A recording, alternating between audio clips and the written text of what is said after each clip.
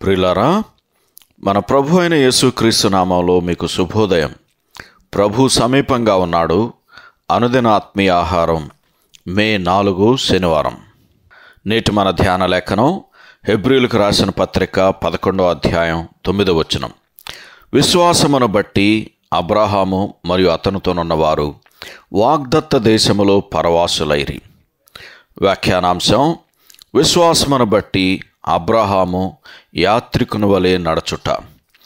వ్యాఖ్యానాంశం: విశ్వాసమును బట్టి అబ్రహాము యాత్రికుని వలె నడచుట.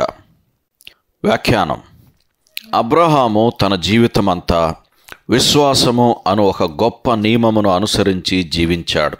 అతడు ఒక లోకమును విడిచిపెట్టాడు, అయితే వేరొక లోకమును ఇంకనూ చేరుకోలేదు. అంత మాత్రాన ప్రకృతి సంబంధమైనది ఏది అతనిని ఆకర్షించలేదు. దీని అర్థము అతడు చూడలేదని కాదు, అతడు సమస్తము విశ్వాసం ద్వారానే చూచాడు. గనుకనే అబ్రహాము పిలువబడినప్పుడు విశ్వాసమును బట్టి ఆ పిలుపునకు లోబడి తాను స్వాస్థ్యముగా పొందనయున్న ప్రదేశమునకు బయలు వెళ్ళెను అని హెబ్రీయులకు రాసిన పత్రిక 11వ అధ్యాయము 8వ వచనంలో రాయబడి ఉన్నది. విశ్వాస నియమమును అనుసరించి దేవుని పిలుపుకు స్పందించిన అబ్రహాము మరియు అతనితో ఉన్నవారు కూడా పరదేశులను యాత్రికులనుగా ఉన్నారు. వీరిని గూర్చి క్రొత్త నిబంధనలో తాము భూమి మీద పరదేశులమును యాత్రికులమునై ఉన్నామని ఒప్పుకొనరి అని హెబ్రీయులకు రాసిన పత్రిక 11వ అధ్యాయం 13వ వచనంలో పరిశుద్ధాత్మ కూడా చెప్పుచున్నాడు. ఈ ఒప్పుకోలు అతని చరిత్రలో ఒక ప్రాముఖ్యమైన విషయముగా మన ముందు కనబడుచున్నది. అబ్రహాము హారానులో కొంతకాలం నిలిచిపోయినప్పుడు వారు అక్కడ నివసించిరి అని చదువుతాం.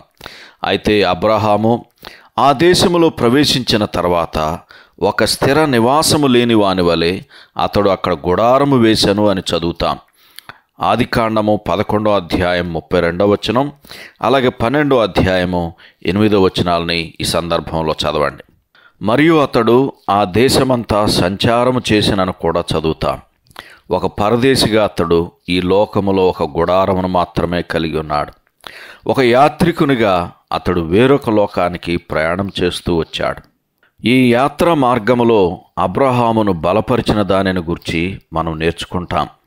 దేవుడైన యెహోవా అబ్రహామునకు ప్రత్యక్షమై నీ సంతానమునకు ఈ దేశమునిచ్చేదను అని 12వ అధ్యాయము 7వ వచనంలో చెప్పాడు. ఇక్కడ 2 విషయాలను మనం ప్రత్యేకంగా గుర్తించాలి. మొదటిగా, దేవుడైన యెహోవా అబ్రహామునకు ప్రత్యక్షమయ్యను అని 2 మార్లు చెప్పబడి, రెండవదిగా ఆ దేశము భవిష్యత్తులో స్వాస్థ్యముగా తన సంతానమునకు ఇవ్వబడుననే మాటలు అతనికి తెలియజేయబడినవి. ఆ సందర్భంలో అబ్రహాము రాజు యొక్క పూర్ణ సౌందర్యమును చూచుటయేగాక బహుదూరముగానున్న ఆ దేశమును కూడా చూచాడు. అప్పుడు అబ్రహాము యాత్రికునిగా మరియు పరదేశిగా తన ప్రయాణమును తనను పిలిచిన దేవుని యొక్క మహిమ వెలుగులోను మరియు అతడు వెళ్ళనున్న ఆశీర్వాదకరమైన దేశమును చూచుచూ కొనసాగించాడు. అందువలననే హెబ్రీయులకు రాసిన పత్రిక 11వ అధ్యాయం 10వ వచనంలో పునాదులు గల ఆ పట్టణము కొరకు అబ్రహాము ఎదురు చూచుచుండెను అని మనము చదువుతాం. ఇప్పుడు కూడా మన స్థితి దీనికి భిన్నంగా లేదు. ఇప్పుడు మనము మహిమలోనున్న క్రీస్తును మరియు మనము చేరుకోనున్న ఆశీర్వాదకరమైన మన పరలోక నివాసమును మన ఎదుట ఎల్లప్పుడూ కలిగి ఉన్నాము గనక ఏ విధముగా చూచినాను మనము ఈ లోకములో పరదేశులము యాత్రికులము నై ఉన్నాము అని గ్రహించి నడుచుచున్నాం. సహోదరుడు హామిల్టన్ స్మిత్. శుభములతో వందనాలు.